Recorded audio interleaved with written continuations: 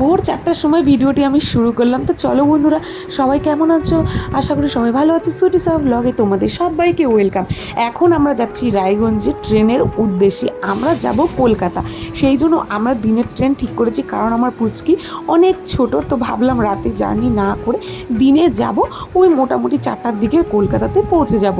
তো এখন দেখো আমরা স্টেশনে বসে আছি সবাই মিলে, আর আমাদের পুচকু ঘুমিয়েছিল, ওকে আমরা ঘুমন্ত অবস্থায় স্টেশনে নিয়ে চলে এসেছি টোটোতে করে। তো ট্রেন আসতে এখনও অনেক দেরি, আর আমাদের দেখো কত ব্যাগপত্র হয়েছে। তো এখন কিন্তু অন্য একটা ট্রেন আসলো, 8 ঘন্টা পর পর কিন্তু আমাদের ট্রেন চলে আসবে। তো আমরা যাব কুলিক এক্সপ্রেসে, দিনের ট্রেনে। তো আমরা এসি বুক করেছিলাম, সেই জন্য সেটাতেই কিন্তু আজকে আমরা যাব, কারণ আমার পুচকু সোনাকে নিয়ে সেই নর্মালে যাওয়া যাবে না, সেই জন্য ওর জন্য ঠিক করেছিলাম।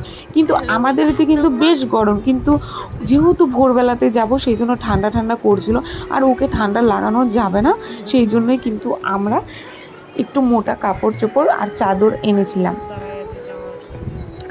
আমরা যখন এসেছিলাম তখন কিন্তু প্রায় অন্ধকার ছিল। তো এখন দেখো ভোরের আকাশ, আর যা ঠান্ডা করছিল আর হাওয়া বইছিল, এত সুন্দর ওয়েদার, কি আর বলবো।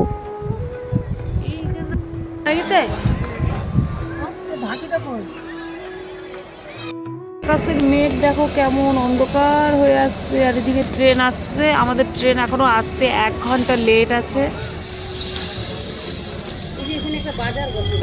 এই এটা কোন ট্রেন গো? এত সুন্দর আবহাওয়া ছিল, তার মধ্যে দেখো আস্তে আস্তে ফোটা ফোটা বৃষ্টি পড়ছে, আর মেঘ হয়ে গেছে আকাশে। তো ভাবলাম একটু চা খাওয়া যায়। একটু পুচকি সোনাকে আমি এমনি বলছিলাম চা খাবে, তো ওর তো যেহেতু এখন খাওয়ানোর বয়সই হয়নি, তো এরপরে ওকে চা খাওয়াবো, এটাই আমি ওকে বলছিলাম।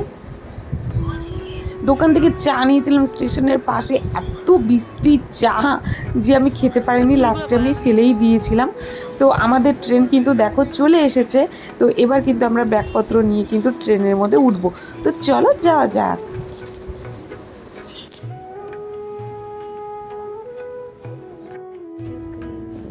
তো দেখো বন্ধুরা, আমরা ট্রেনের মধ্যে উঠে পড়েছি। তো তো এখন আমরা বসে আছি, আর ট্রেন কিন্তু ছেড়ে দিয়েছে, আর বাইরে বৃষ্টি হচ্ছিল। আর আজকে সত্যি সুন্দর ওয়েদার, আর যেহেতু আমরা এসি নিয়েছিলাম, ঠান্ডা ঠান্ডা করছিলাম, সেই জন্য আমাদের পুচকু সোনাকে মোটা জামা কাপড় পরিয়ে দিয়েছি। আর বাড়ি থেকে আমি মুড়ি মাখা এনেছিলাম, শশা এনেছিলাম, তরমুজ এনেছিলাম, সব কিছু এবার আমি বাড়ি থেকে নিয়ে এসেছি, কারণ বাইরের খাবার খাবো না বলে।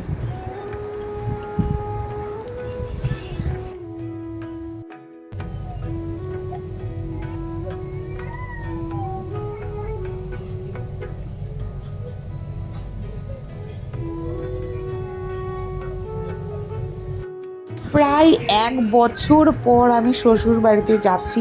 আমার বাড়ি উত্তর দিনাজপুর, আর আমার শ্বশুর বাড়ি কলকাতাতে।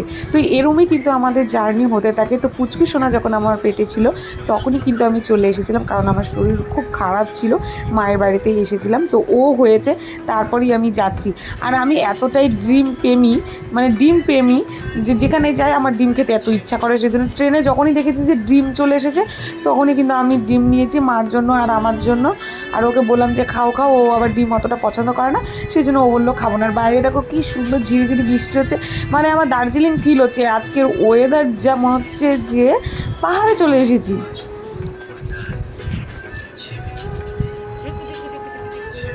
আর আমাদের পুচকু সোনাকে দেখো, ওর প্রথম ট্রেনে উঠছে, ওর কোনো ভয় নেই। ওকে জানালার পাশে দিয়েছি আমরা, যে আর ও কি সুন্দর দেখতে দেখতে যাচ্ছিল।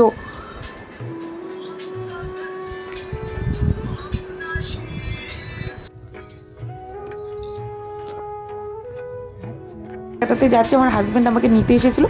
তো মা যেহেতু অনেকক্ষণ ধরে পুচকুকে নিয়েছিল সেই সকাল থেকে, তো মাকে বললাম তুমি একটু শুয়ে পড়ো, তারপর কিন্তু আমরা ওকে নিয়ে আছি। তো ফাইনালি কিন্তু আমরা বিধাননগর স্টেশনে কিন্তু চলে এসেছি। আর আজকে দেখো মানে বিকালবেলা অন্য সব টাইমে এত ভিড় থাকে, আর আজকে দেখো একদমই কিন্তু ফাঁকা। তো ঘুরতে বাজে এখন 4টা, মোটামুটি আমরা পৌঁছে গিয়েছি।